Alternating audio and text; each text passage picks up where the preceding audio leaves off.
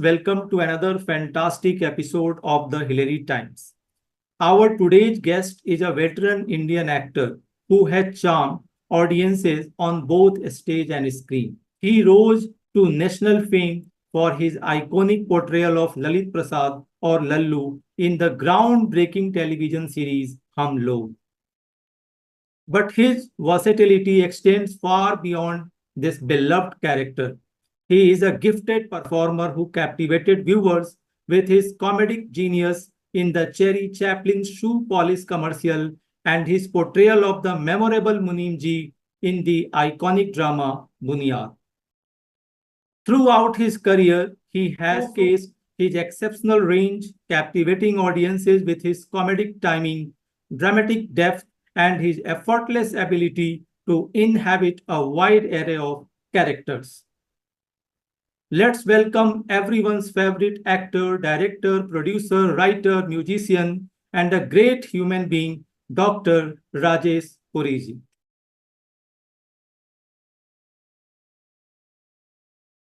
Sir नमस्ते, कैसे हैं आप? बहुत ठीक हूँ। आप कैसे हैं? बस थैंक यू बहुत वेरी मच बढ़िया फॉर सर। My introduction. हमें बड़ी खुशी हो रही है सर, और ऐसा लग रहा है जैसे कि कोई हम सपना देख रहे हैं कि आपसे बात हो रही है। अरे सर आजकल ऐसा देखते हैं कि लोग कुछ जरा सा करते हैं, किसी छोटे से ब्रांड से जुड़ते हैं तो उनमें ईगो आ जाता है, उन्हें लगता है कि मैं बहुत कुछ हूं, और आप अपने आप में एक ब्रांड हैं। तो आपको ये सब देख करके कैसा लगता है? कभी गुस्सा नहीं आता? अजीब सा नहीं लगता? अजीब तो लगता है लेकिन गुस्सा नहीं आता क्योंकि सबसे पहले तो मैं आपका धन्यवाद करूंगा कि आपने मुझे इस लायक समझा कि आपके ये चैनल पे मैं आ सकूं। और दूसरी बात ये है कि जहां तक ईगो का सवाल है या लोगों का जो एक अचीवमेंट की एक एक अलग धारणा हो गई है, वो इसलिए हो गया है क्योंकि सब कुछ अभी फास्ट फूड हो गया है, वो प्लेटर पे मिल गया है हम्म। उनको। उन बच्चों को हमारी तरह इतना स्ट्रगल, मैं I would use this word struggle because struggle वैसा नहीं है कि फुटपाथ पे सो गए या रेलवे स्टेशन पे सो गए या कुछ। स्ट्रगल आज भी हम कर रहे हैं, एक स्ट्रगल का अलग फॉर्म है ये। हम्म। लेकिन हमने जो भी हासिल किया है वो अपनी मेहनत से किया है, हम्म। और उस मेहनत की जो कदर हम कर रहे हैं वो आजकल के बच्चों को शायद ना तो उतनी मेहनत करनी पड़ी है और ना ही उनको उसकी कोई वैल्यू है, बिकॉज जो सक्सेस की वैल्यू है वो हमें पता है। हम्म। क्योंकि हम जिस जर्नी से आए हैं और जो हमारा गोल था, जहां हम पहुंचे हैं।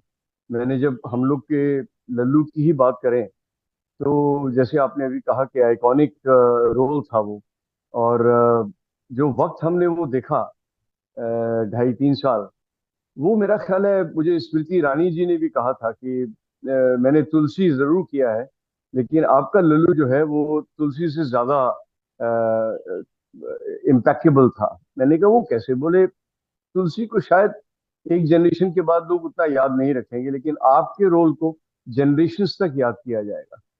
तो वो एक सौभाग्य है हमारा कि हम इंडिया के, भारत के पहले टीवी सीरियल में हम लोग शामिल हुए और मैं उसमें रोल कर पाया और वो आइकॉनिक हो गया।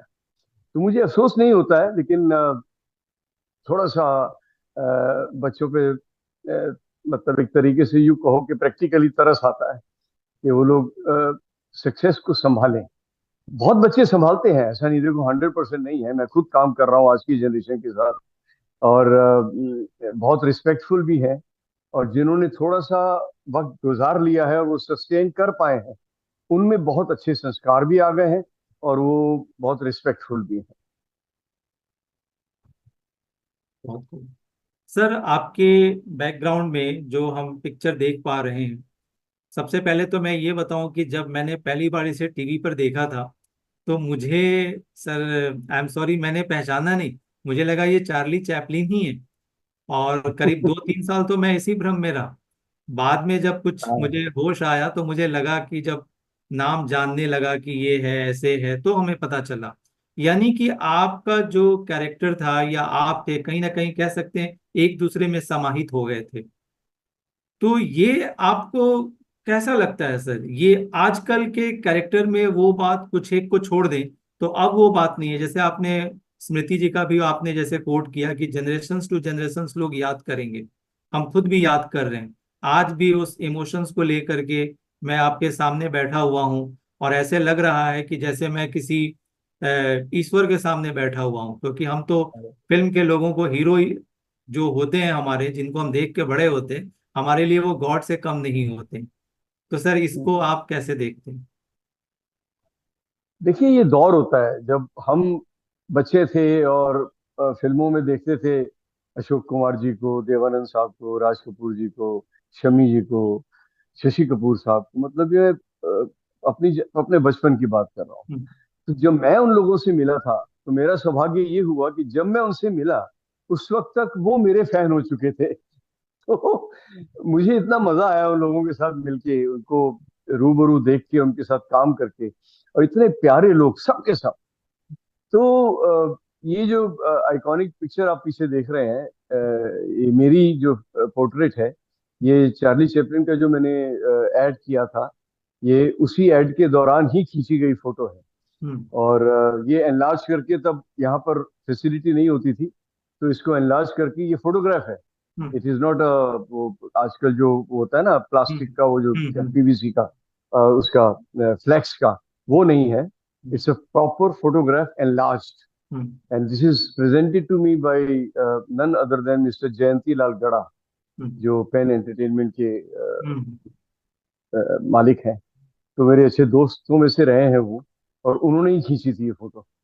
तो मैं, ये जब आया था ऐड, उस वक्त मेरा लल्लू बहुत जोरों पे था। और लल्लू घर घर का एक प्यारा सा बच्चा हो गया था। तो लोगों को मेरी आवाज, मेरी आंखों से वो लोग पहचानते थे। लेकिन ये बड़ी कमाल की बात है कि उसी वक्त में जब ये ऐड आया, तो जैसे आपने कहा, बहुत लोगों ने, मेरा ख्याल है 99% लोगों ने मुझे नहीं पहचाना। तो ये बहुत बड़ी अचीवमेंट कहूंगा मैं। बहुत खूब। सर लोग एक इमेज से जुड़ जाते हैं, मैं बिना किसी का नाम लिए, जैसे कोई फिल्म का कैरेक्टर, सीरियल का कैरेक्टर उनके साथ लग जाता है। लेकिन आपने तो अपनी ही इमेज आप बार बार तोड़ते रहे। जैसे कि हम लल्लू की बात कर रहे हैं, चैपलिन जी की बात कर रहे हैं, मुनीम जी की बात कर रहे हैं, a number of characters we have. और एक और खास बात कि अगर कोई फिल्म आ रही हो टीवी पर और मैं आंखें बंद करके भी देखूं, तो जैसी ही आपकी आवाज आती है घर का हर बच्चा समझ जाएगा, ओ ये हैं। तो इसे आप कैसे देखते हैं? कई बार नाम ध्यान नहीं आता, मगर आवाज से हम पकड़ लेते हैं कि ओ ये वाले हैं, ये वाले ऐसे हैं। तो इसको आप कैसे देखते हैं? ये प्लस पॉइंट है या माइनस पॉइंट है? नहीं नहीं, बिल्कुल बहुत बड़ा प्लस पॉइंट है। और ये एक सौभाग्य की बात है कि इतने सालों का, मेरा करीबन 40-45 साल की 45 साल की जर्नी हो गई है। मैंने 75-76 में थिएटर शुरू किया था दिल्ली में, जी। और करीबन 200 प्ले किए हैं, करीबन 5,000 परफॉर्मेंस की हैं स्टेज पे। और मैंने कम से कम 150 फिल्में कर ली हैं, 100-125 सीरियल हो गए हैं, 125 से ज्यादा ही हो गए होंगे, छोटे बड़े मिला के। फिर मैंने प्रोडक्शंस की हैं, मैंने 7 प्रोडक्शन की हैं, 10 सीरियल डायरेक्ट किए हैं। तो कहने का मतलब है कि ये सब करने के बाद, अगर कोई मुझे पहचानता है मेरी आवाज से ही, तो मैं तो ये कहूंगा कि वो करना ही चाहिए था, लोगों को पहचानना ही चाहिए था। अब इतना काम करने के बाद भी अगर मेरी आवाज को नहीं पहचानोगे, तो इसका मतलब मैंने काम थोड़ा कम किया है, या कम क्वालिटी का किया है।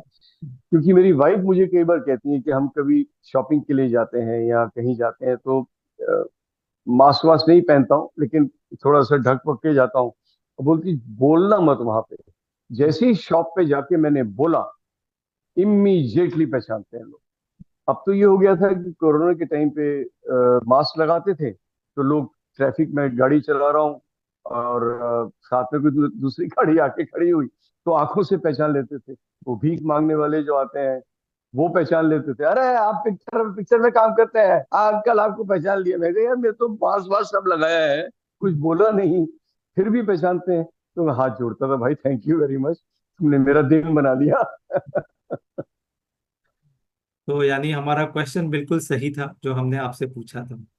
हाँ, ये नहीं, ये मेरा सौभाग्य है और लोगों का प्यार है। हम्म। और मैं तो कहता हूँ मरते दम तक ऐसे ही रहे तो अच्छा है। सर मैं आपको एक बात और भी बताना चाहूँगा, शायद आपको वैसे तो पता होगा, और चूंकि आप तो नॉर्मली बड़े शहरों में रहते होंगे, कि गांव गांव में लोग आपको पहचानते हैं जी आपके नाम से, आपके कैरेक्टर से, आपके फेस से, आपकी आवाज़ से। तो जितने भी जी एस्पेक्ट्स ऑफ योर पर्सनैलिटी हैं, बिल्कुल मतलब हर बच्चा आपको जानता है, आम आदमी के सुपरस्टार में कहूँगा आपको। तो जी। मैं सर आपसे भाग रखता हूँ, एक क्योंकि बात मैं, जी प्लीज सर कैरी ऑन। मेरे खुद के एक्सपीरियंस रहे हैं। जी। क्योंकि मेरी उस टाइम पे लल्लू नाइट्स होती थी, क्योंकि अच्छा। लल्लू कैरेक्टर इतना फेमस था। हम्म। तो मेरठ जैसे शहर में या हम्म। झांसी जैसे शहर में, तो वहाँ इतना प्यार मिलता था, लोगों का इतना क्राउड होता था कि अगर स्टेडियम में 25,000 लोग हैं तो बाहर भी 25,000 खड़े हैं। हम्म। और दो तीन जगह ऐसा हुआ जहां पुलिस ने हाथ खड़े कर दिए कि we can't handle the crowd. Hmm. उस जमाने की बात और थी।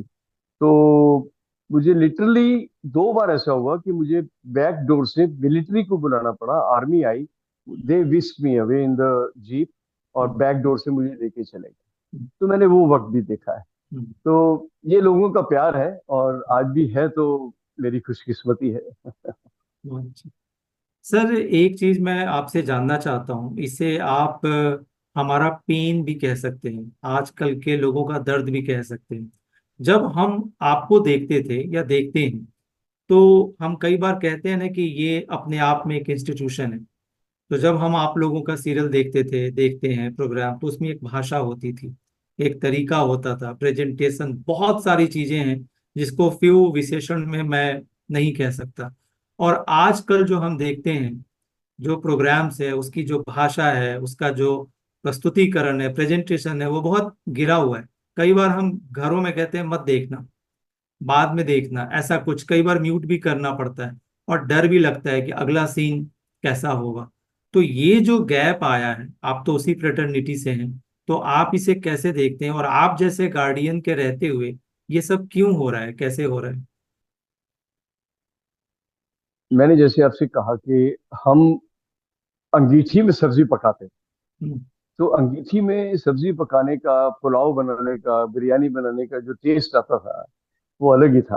कहने का मतलब है कि वक्त था, आराम से हर चीज को ध्यान पे रख के, लिटरेचर को पढ़ के, उस पे रिसर्च करके तब सीरियल बनाए जाते थे।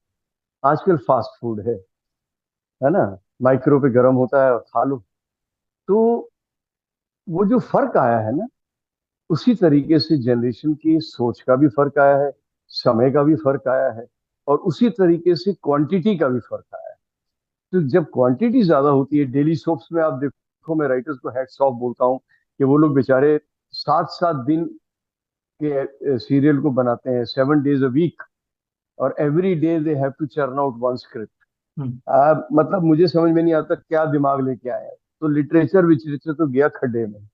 एक लाइन पकड़ी और उसको लेके फटाफट, क्योंकि एपिसोड जाना है और ये टेलीकास्ट होना है, वो ज्यादा दिमाग में।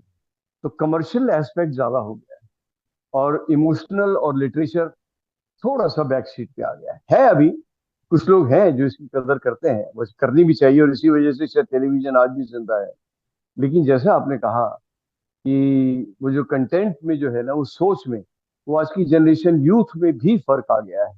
अब वो चाहे, मैं तो नहीं कहूंगा कि मीडिया को देख के उनका फर्क आया है, वो वेस्टर्न कंट्रीज का असर है, क्योंकि एक्सपोजर ज्यादा हो गया है। हमारे जमाने में तो मुझे याद है, फिएट और एम्बेसडर के अलावा तीसरी गाड़ी नहीं होती थी, हमने भी खरीदी थी तो पहले फिएट खरीदी थी। आज मर्सिडीज में घूमते हैं। तो कहने का मतलब, वो जो फर्क आया है, वो फर्क को आपको, हमारे जनरेशन को एक्सेप्ट कर लेना चाहिए, बिकॉज आप चेंज तो कर नहीं सकते। हाँ, इतना है कि आप उसका हिस्सा नहीं बनोगे, जो मैं नहीं बना। जो मैंने, मुझे ऑफर आते थे, मैं चैनल्स के नाम नहीं लूंगा, कुछ चैनल्स ऐसे हैं जिसमें वैसा कंटेंट होता है, या कुछ वेब सीरीज ऐसी हैं जिसमें वैसा कंटेंट होता है, तो उसके ऑफर्स आते हैं, पर मैं एक्सेप्ट नहीं करता हूँ। तो मैं इतना ही कंट्रीब्यूट कर सकता हूँ कि जो ऐसा कंटेंट हो या ऐसा कुछ हो, उसमें मैं ना अपने आप को इन्वॉल्व करूँ।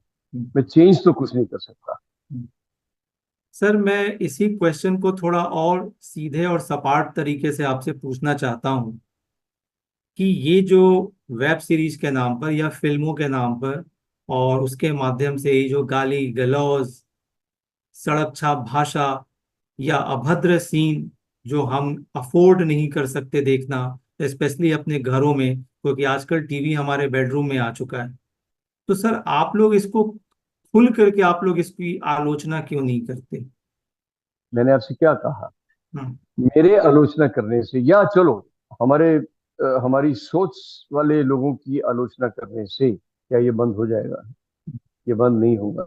इसमें सिर्फ इतना ही कर सकते हैं कि आप उसका हिस्सा ना बने। हम्म। और अब मैं इसको ये कहूंगा कि जो कुछ भी कंटेंट की आप बात कर रहे हैं, अगर आप ओवरऑल सिनेरियो देखें, कोई भी वेब सीरीज देखें, कोई भी प्रोग्राम देखें, क्या उन चीजों की जरूरत थी उस स्क्रिप्ट में? नहीं, कोई जरूरत नहीं थी। उसके बिना भी वो बनाई जा सकती थी, क्योंकि अगर सब्जेक्ट अच्छा है तो आपको वो सब डालने की जरूरत नहीं है ना। वो लिटरेचर से जुड़ा नहीं है ना। तो या तो आप सीधा काम सूत्र उठा के उसकी उसकी जो कंटेंट है उसको आप टेलीविजन पे एडल्ट उस पे दिखाइए। तो आप कह देंगे कि साहब हमने एक लिटरेचर से उठाया है, या हमने एक सोर्स लिया है। लेकिन उसकी जरूरत क्या है? आपके पास इतना भंडार है। आज वेस्टर्न कंट्रीज जो है वो उसको, अब योगा इतना फेमस हो गया, पूरी दुनिया कर रही है ना। लेकिन हमने उसकी कदर नहीं की। हमने ऐसी कितनी चीजें हैं जिसकी हम कदर नहीं करते, और बाहर वालों को रियलाइज हो रहा है कि नहीं यार, ऐसी चीजें इंडिया की, तो ये तो भारत की चीज हमको अडॉप्ट करनी चाहिए, और हम उल्टा वहां का अडॉप्ट कर रहे हैं। तो ये समय है, ये चक्र है, वापिस वही आएंगे। तो सर मेरा आपसे अगला प्रश्न यह है कि आपने बड़े बड़े जो भी सो कॉल्ड जो हम मार्केट में जैसे यूज करते हैं वर्ड्स को, क्योंकि हमारे लिए तो आप भी एक बहुत बड़े स्टार हैं, तो उन लोगों के साथ जब आपने काम किया तो ऐसे कौन से को स्टार हैं जिनसे आपको उनके साथ काम करने में मजा भी आया, आपने आपको लगा कि इनसे सीखने को भी बहुत मिला है, और जब रोल की बात आई तो आपको लगा कि रोल के मामले में लेंथ जो ऑफ रोल है उसके मामले में कहीं आपको नाइंसाफी भी लगी? को स्टार्स की बात करें तो मैंने, अब मैं क्या बताऊं, मैंने जब हम लोग आया उसके 3 महीने के अंदर मैंने करीबन 30 फिल्में साइन कर ली थी, और सब बड़े banner, all top banners with all top stars. और मैंने वी शांताराम जी के साथ उनकी लास्ट पिक्चर में भी काम किया था। अ, और इसके अलावा कई ऐसे इंसिडेंसेस हैं जो मैं आपको बताऊं तो आप कहेंगे कि क्या वक्त था वो। एक फिल्म थी भगवान दादा, हम्म। राकेश रोशन प्रोड्यूसर जी। थे और उनके ससुर जी जयओम प्रकाश जी वो डायरेक्ट कर रहे थे। तो उसके मुहूर्त शॉट पे मैं गया जब फिल्म सिटी, तो उसमें श्रीदेवी, रजनीकांत, राकेश रोशन, टीना मुनीम, ये लोग सब थे। तो राजेश खन्ना जी ने उसमें क्लैप दिया और हमारा मुहूर्त शॉट हुआ। और उसके बाद पूरी प्रेस मुझे एक साइड पे ले गई, और फोटो वोटो ये सब जैसा लल्लू का था उस वक्त जलवा, तो ये खन्ना साहब देख रहे थे। और मैं उन दिनों में, जब मैंने 30 फिल्में साइन कर ली और मैं हम लोग भी कर रहा था, तो मैं करीबन 4 से 6 शिफ्ट में काम करता था। और मैं 3 साल तक राउंड द क्लॉक काम कर रहा था, मैं 3 साल सोया नहीं था। तो मैं मुहूर्त शॉट देके और सबको नमस्ते करके प्रेस से मिलके मैं घर आया। घर आके लंच करके मुझे दूसरी शिफ्ट में जाना था। मुझे फोन आया, फिल्म सिटी में था मुहूर्त, वहीं से फोन आया कि राजेश खन्ना साहब wants to have dinner, lunch with you. तो मैंने कहा मैं तो लंच करके निकल रहा हूँ। बोले यार इधर आ जाओ, बुला रहे हैं, वो he wants to have lunch with. अब राजेश खन्ना जी का एक अलग जलवा था, तो मैं चला गया। और मैं, वो मुझे लेके अपने रूम में आए, और वहाँ शक्ति सामंत साहब बैठे हुए, टीना मुनीम जी बैठी हुई, तो ये लोग सब लंच वंच के लिए तैयारी कर रहे थे। तो वहां पता लगा कि राजेश खन्ना जी एक फिल्म बना रहे हैं अलग अलग, और उसको डायरेक्ट कर रहे हैं शक्ति दा, और टीना मुनीम भी हैं उसमें। तो खन्ना साहब ने बोला, पहचाना है? अरे इसको कौन नहीं पहचानता है, सबने बोला of course we know him.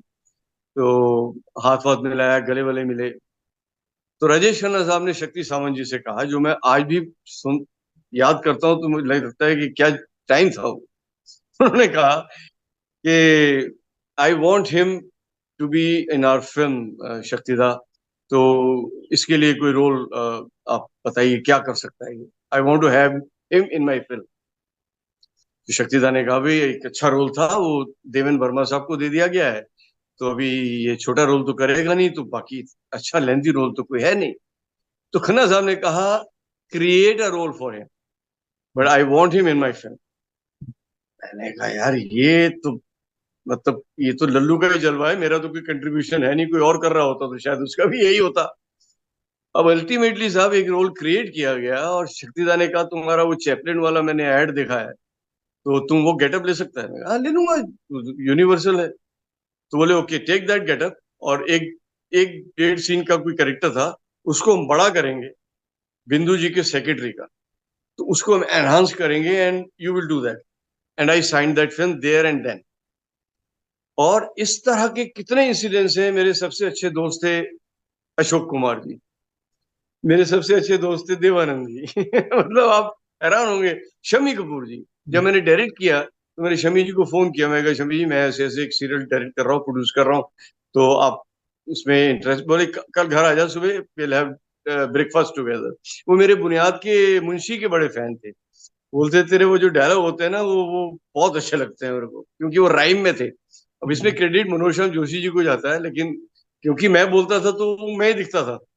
बोले वो सुना मेरे को, वो वाला सुना, तो मैं उनको सुनाता था। एक डायलॉग जैसे था कि पिजन कबूतर उड़न फलाई और लुक देखो आसमान स्काई, और पाजी आप एंज एंज कर रहे थे क्यों भला वाई तो विजेंद्र घाट की वो किरण जुनेजा, किरण सीपी को लाइन मारते हैं वहां पे, तो उनको बोलता हूँ मैं कि आप एंज एंज कर रहे थे क्यों भला भाई। तो अब शमी जी के साथ बड़ी अच्छी दोस्ती थी। शशि कपूर जी जो पृथ्वी थिएटर में, उन्होंने ही मुझे उनके ही पृथ्वी थिएटर में मैंने जब काम किया तो मुझे हम लोग मिला, मुझे चैपलिन सीरियल ये फिल्म मिली, एड फिल्म। और हम लोग भी मुझे ऐसे ही मिला, पी कुमार वासुदेव साहब वहां देखने आए, तीन चार मेरे अलग अलग प्लेस देखे उन्होंने, जिसमें मैंने किसी में 70 साल के बूढ़े का रोल किया, किसी में नेगेटिव किया, किसी में हीरो का किया, जाति पूछो साधु की में बबना का किया, विजय तेंदुलकर साहब का प्ले था।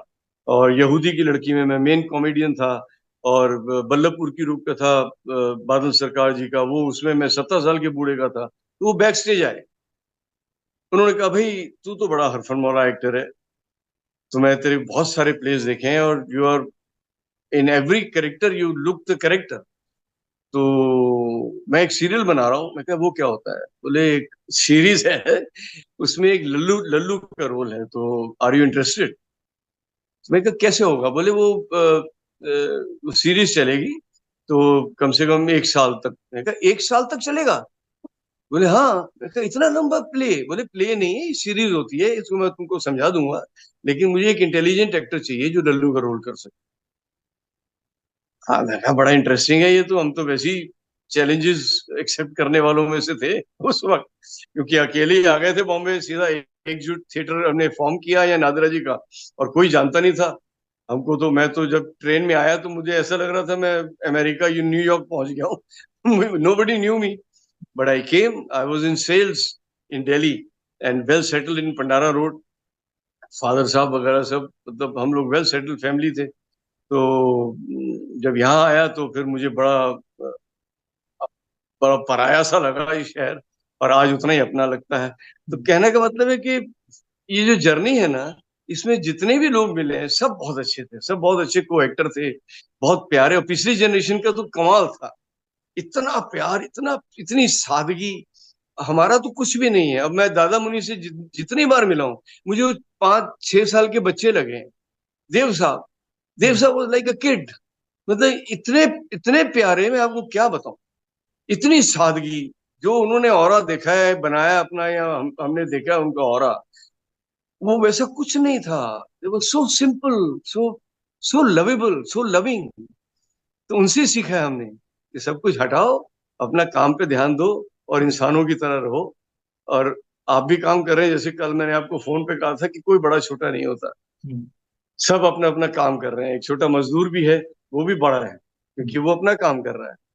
कोई हमारे घर का एक सर्वेंट है जो है ना, डोमेस्टिक हेल्प है, वो अपना काम कर रहा है, तो उसकी भी इज्जत करो। वो इंसान है, वो आत्मा है, सब आत्माएं हैं, सब अपना अपना काम कर रही है, कोई छोटा बड़ा नहीं है। उनको किस्मत से मिला है, किसी को नहीं मिल पाया, उनके कर्मों का फल है। लेकिन इंसानियत कभी नहीं छोड़नी चाहिए। बहुत खूब। सर, अभी अभी आपने जैसे कहा कि उन्होंने कहा एक इंटेलिजेंट रोल है, और फिर उन्होंने जो कैरेक्टर का नाम बताया, तो दोनों में आपको कुछ कंट्राडिक्ट नहीं लगा कि ये क्या है? मुझे लगा हाँ। मुझे लगा, लेकिन मैं समझा इस बात को। उनका हम्म। कहने का मतलब था कि ये ओवर द टॉप जा सकता था कैरेक्टर, हम्म। हम्म। क्योंकि जिस टाइप का ये कैरेक्टर था, मतलब आप उसको अगर ओवर द टॉप जाएंगे या प्ले टू द गैलरी करेंगे हम्म। तो वो बोरिंग हो जाएगा कुछ टाइप समय के बाद। क्योंकि अगर आप लंबा सीरियल करते हैं ना, हम्म। तो आपको उसकी कंटेंट को, उसकी कैरेक्टराइजेशन को सप्रेस तो नहीं कहूंगा, लेकिन कंट्रोल्ड करना चाहिए। हम्म। जो आज की एक्टिंग वापस फिर नेचुरल वैसी शुरू हो गई, बीच में बहुत लाउड हो गया था बिल्कुल। वो, काफी लाउड हो गया था बीच में हमारा दौर।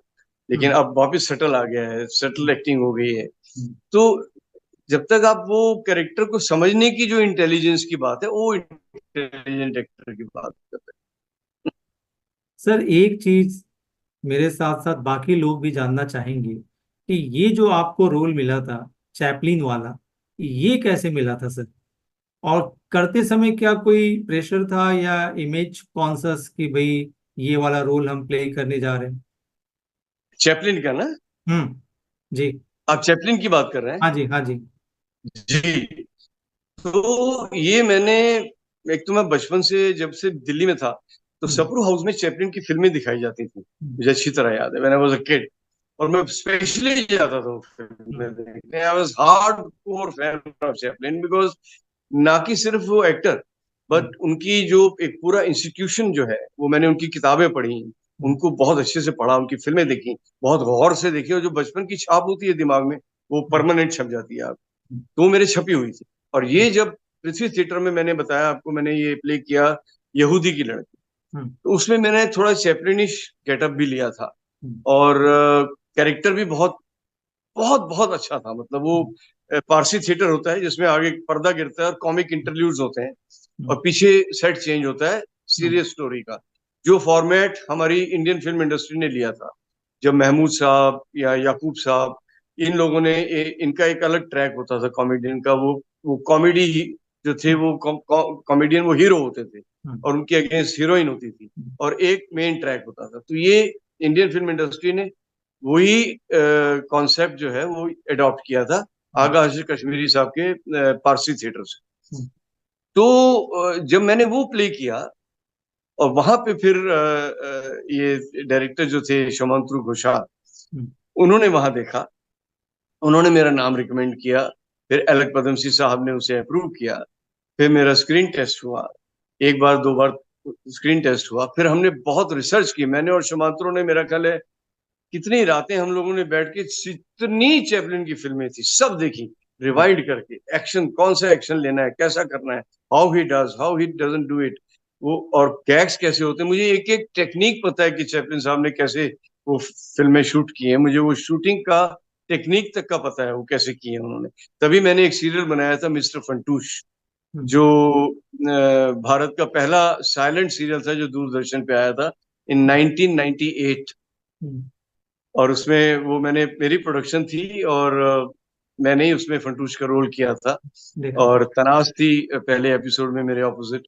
हम्म। और उसके बाद फिर बहुत बड़े बड़े एक्टरों ने काम किया, सरानी साहब थे, और वो बहुत लोग थे। हम्म। तो कहने का मतलब है कि वहाँ थिएटर से मुझे उन्होंने लिया, और उसके बाद हमने रिसर्च की, बहुत हम्म। रिहर्सल्स की।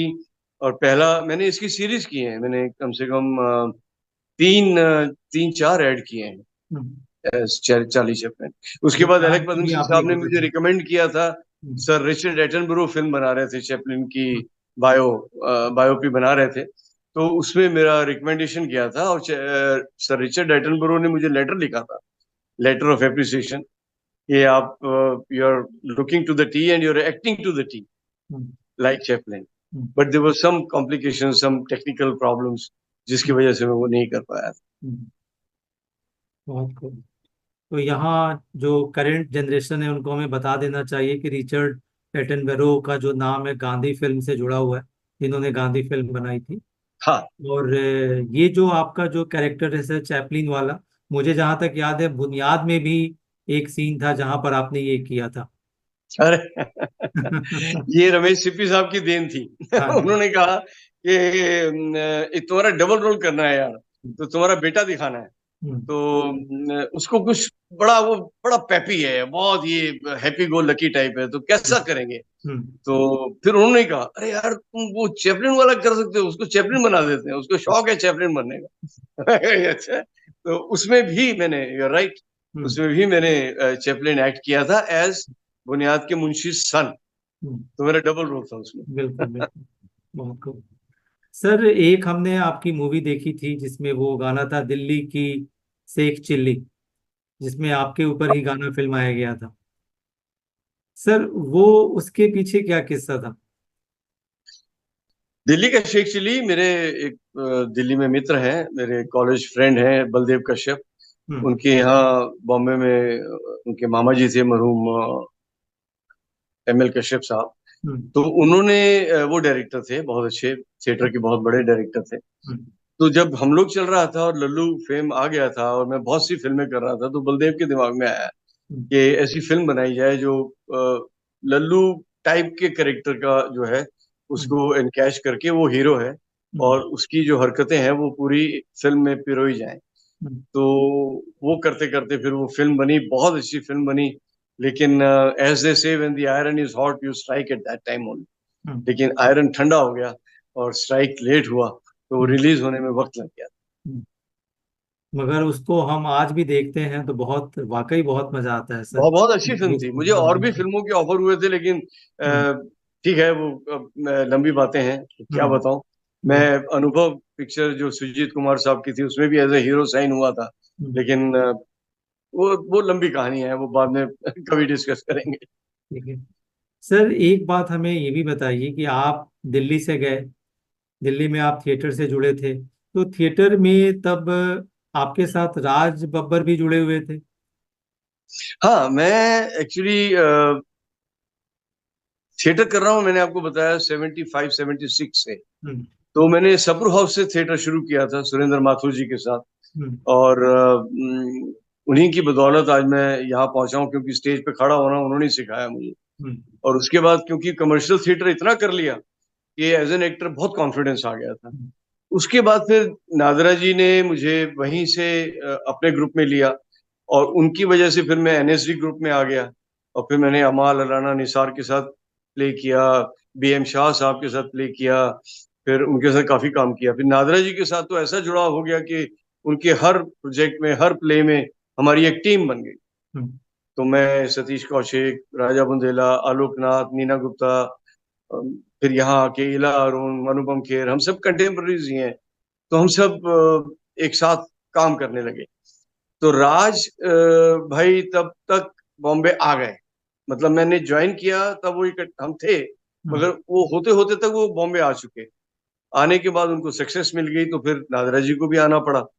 तो आने के लिए उन्होंने कहा कि मैं अकेले नहीं आऊंगी, मैंने थिएटर करना है वहाँ और आप सबको आना पड़ा। तो मैंने कहा भाई मैं तो वेल सेटल्ड हूँ, मैं ये रिस्क नहीं ले सकता। हम्म। तो देन राज भाई और नादरा जी मेरे बर्थडे पे घर पे आए, हम्म। मेरे पेरेंट्स से बात की, उनको समझाया।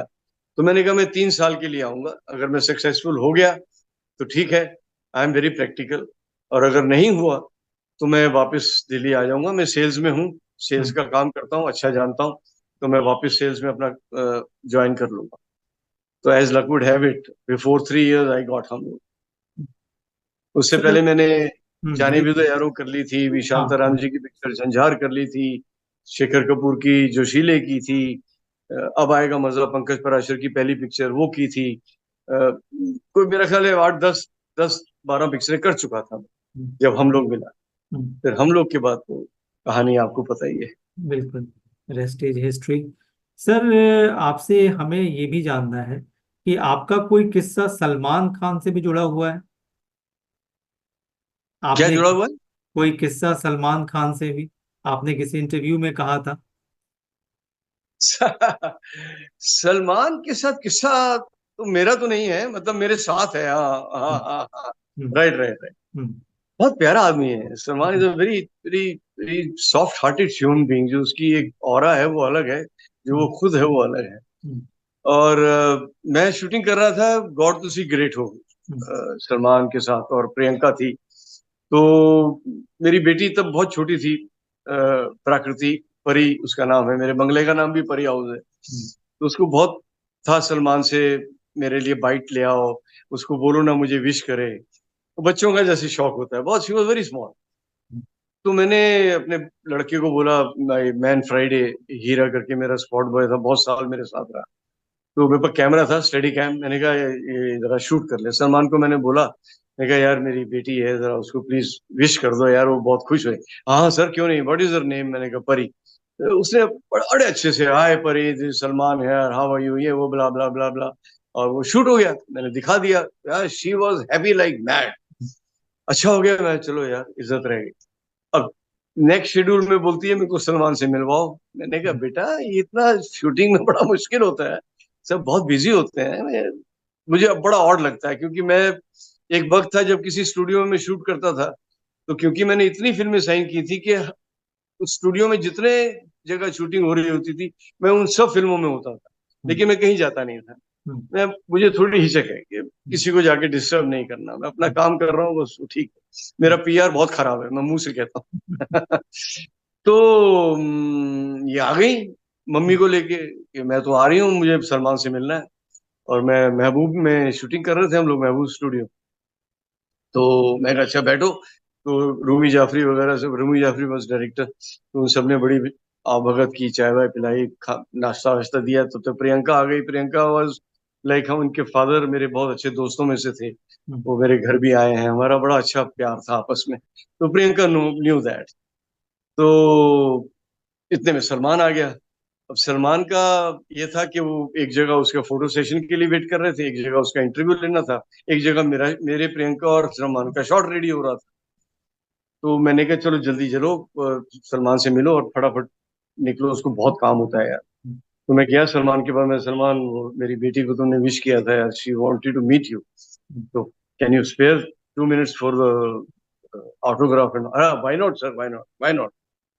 अब उसने पकड़ लिया परी को, और what is your name, what is ये, व्हाट इज वो, पूरा उसका इंटरव्यू लेने लगा। अब मैं देख रहा हूँ, मैंने कहा चारों तरफ लोग ना घूर रहे हैं यार, ये क्या टाइम वेस्ट कर रहा है मैं हमारा, सलमान का। अब इसने कह दिया आई वांट योर ऑटोग्राफ। है श्योर। अब इसने अपनी किताब निकाली, वो बुक, ऑटोग्राफ बुक, वो लॉक थी, उसकी चाबी कहीं और गिरी हुई थी, वो पर्स में चाबी ढूंढने लगी, फिर वो चाबी लगाई। उसमें जो टाइम निकल रहा था ना, मुझे इतना ऑकवर्ड लग रहा था। मैंने कहा यार ये सब मुझे इतनी गालियां दे रहे होंगे, ये कहाँ टिकाया हुआ है सलमान को यार, उसका एक एक मिनट कीमती है। तब बहुत उसके पास अभी भी काम है इंशाल्लाह, लेकिन तब बहुत ज्यादा था। And he was like this. मैं कहा सॉरी यार सलमान, आपका, अरे no problem sir, she is a dude, बहुत अच्छी लड़की है, मजा आ रहा है इसको देख के। मैं कहा इतना कूल कैसे रह सकता है? फिर कहेगा ना हाँ तुम निकालो बुक, तब तक मैं एक शॉट दे के आता हूँ। कुछ नहीं, स्टूड देयर कामली, पूरा उसका देखता रहा उसको। उसको ऑटोग्राफ दिया, उसमें भी लिख दिया यूर कूल डूड करके। और उसके बाद उसने फिर फोटोग्राफ खींची, फिर उससे इजाजत ली। Okay Pari, now can I go, you are happy? Yes, thank you. फिर उसको प्यार किया, देन ही। और मैं उस दिन से ना, मतलब सलमान, चलो अपना, मैं तो सलमान को तब से जानता हूँ जब उसका, मैंने प्यार किया भी नहीं आई थी, हम सलीम साहब से मिलने जाते थे, तो ये नीचे होता था, लड़का घूम रहा है तो पूछते भी थे पापा घर में रहा है। तो मैं तब से जानता हूँ, लेकिन तब उसके बाद से मुझे और उसके साथ प्यार हो गया। बहुत खूब। सर आपके आने से पहले हमने आपका एक इमेज बेस्ड प्रोमो रन किया था, ताकि हम व्यूवर्स के कुछ क्वेश्चंस ले सके। तो एक क्वेश्चन हमारे पास आया है कि हमारे देश में न चाहते हुए भी कास्टिज्म बहुत ज्यादा है। तो फिल्म इंडस्ट्री में चूंकि आप राजेश पुरी हैं, तो आपको कभी अमरीश पुरी जी से, मदन पुरी जी से, इन लोगों से कोई आपको कोई हेल्प मिला था इस नाते? नहीं। नहीं, इससे कोई बेनिफिट नहीं मिला। और क्या होता है देखो, बेनिफिट किसी को नहीं मिलता है। हम्म। बेनिफिट अगर मिलता भी है ना, खैर मुझे तो मिला नहीं, हम्म। क्योंकि अब मैं, हम जितने भी पूरी हैं, मैंने अमरीश जी से एक बार बात हुई थी, हम्म। और अमरीश जी के साथ भी बड़ी फिल्में की मैंने। हम्म। तो वो कह भी रहे थे, कहते मैं एक बार ना अपना फैमिली ट्री देखूंगा कि हम लोग कहाँ मिले हैं, कहाँ से हमारा ब्रांचेस शुरू हुई हैं। हम्म। तो वो उससे पहले चले गए, लेकिन पुरी नाम से मुझे सच कोई फायदा इसलिए नहीं हुआ, हम्म। क्योंकि राजेश पुरी से ज्यादा लोग मुझे लल्लू के नाम से जानते थे। हम्म। तो वो, उसका मुझे कोई फायदा नहीं हुआ। लेकिन हाँ, I am proud to be a Puri, hmm, because जो पुरियों ने नाम कमाया है यहाँ, उसमें मेरा भी एक एक एक कंट्रीब्यूशन है ना। तो I am very happy for that, क्योंकि मैंने सब पुरियों के साथ काम किया है। इवन मदनपुरी जी के साथ भी काम जी, किया बिल्कुल। था। सर और उनके एक बेटे तो मेरे बहुत खास मित्रों में से हैं, रमनेश। हम्म, हम्म। सर एक स्कूल गोइंग चाइल्ड का एक क्वेश्चन है कि आप इतने फेमस रहे हैं, तो आपके सेलिब्रिटी स्टेटस के कारण क्या आपके बच्चे को स्कूल में कुछ बेनिफिट मिला है, डांट नहीं पड़ी होमवर्क में, या कोई शिकायत कभी नहीं मिली, just because of your stardom? मेरा ख्याल है जो एजुकेशन सिस्टम है ना हमारे यहाँ, हम्म, वहाँ वो लिहाज नहीं करते। और हम्म, स्पेशली बॉम्बे में तो मैंने नहीं देखा, क्योंकि हम्म, जहाँ से मेरी बेटी पढ़ी है, हम्म, वो सब जगह पे दे दे डोंट केयर कि पेरेंट कौन है। हम्म, अगर एकेडमिक करियर उनका अच्छा है, पढ़ने में अच्छे हैं, हम्म, और स्पोर्ट्स में अच्छे हैं, करिकुलर एक्टिविटीज में अच्छे हैं, तो उनको उसके हिसाब से मार्क्स दिए जाते हैं। हम्म, इवन मेरी बेटी ने अभी एमबीए किया है हम्म, इन डिजिटल मार्केटिंग। हम्म, तो डिजिटल मार्केटिंग में मैं उसको कहीं भी किसी भी चैनल में बात करके अच्छा काम शुरुआत करा सकता था, लेकिन ऐसा नहीं किया, कि मेरी हम्म, बेटी नहीं मना किया। She said no, I hmm, don't want your name behind hmm, me, because I want to make my own career on hmm, my own, and she did it. Hmm, उसने अपने आप अपने इंटरव्यूज दिए, अपने आप अप्लाई किया, और multiple interviews के बाद उसकी सिलेक्शन हुए। तो she had work with Z5, she had work with Shemaroo, she had work with Viacom, है ना। तो एज डिजिटल मार्केटिंग मैनेजर। तो बच्चा अपने आप करता है, और हम भी मैं इस चीज को मानता ही नहीं हूँ कि अपने नाम का फायदा उठाया जाए, क्योंकि ये मेरा काम है, लोग प्यार करते हैं, उस हम्म, प्यार का फायदा उठाया तो फिर वो एक्सप्लॉयटेशन हो जाता है। वो ऐसा नहीं होना चाहिए। हाँ, सामने से कोई प्यार करके कोई, अब मैं दुबई जाता हूँ या कहीं भी, इवन अमेरिका में, लोग पैसे नहीं लेते थे। अगर मैं सपोज टैक्सी में हूँ, कोई पाकिस्तानी या कोई बांग्लादेशी या कोई इंडियन, है ना, या श्रीलंका का कोई ऐसा जिसने मेरे प्रोग्राम देखे हैं, फिल्में देखी हैं, पहचान लिया तो पैसे नहीं लेंगे। मैं कहा यार ऐसा, ये गलत चीज है। आपने, वो फोन करते थे अपने घर पे, अरे देखो मेरी गाड़ी में कौन बैठा है। वो पाकिस्तान के एक ड्राइवर थे दुबई में, उन्होंने अपने घर फोन कर लिया। हम्म, हम्म, उस वक्त की बात है, काफी साल पहले की। हम्म, तो घर वालों से सबसे बातें करा रहे हैं, हम्म, तो वो सब पागल हो गए, अरे आप इनकी गाड़ी में बैठे हैं, ये अच्छा लगता है। लेकिन मैं कहा भाई तुम्हारा काम है, और ये बिना पैसे के तो मैं ये फेवर नहीं लूंगा। प्यार है, फोटो खींच लो, उसके पैसे नहीं लूंगा। लेकिन ये कभी फेवर नहीं लिया हम्म। मैंने। सर एक आखिरी क्वेश्चन कि आप अपने फैंस के लिए क्या मैसेज देना चाहेंगे? ओ, मैंने क्या मैसेज देना है?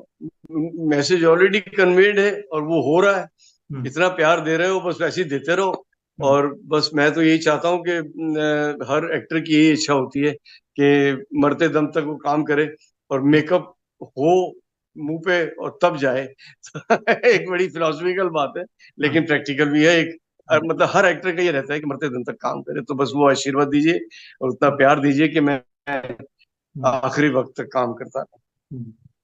बहुत खूब सर, देश की जो जनता है, पूरे दुनिया के लोग हैं, आपके फैंस हैं, और हम सब हमेशा प्रार्थना करते हैं कि आप स्वस्थ रहें, खुश रहें, हंसते रहें, हंसाते रहें, और हमें जीवन में आगे भी आपको इंटरव्यू करने का मौका मिलता रहे।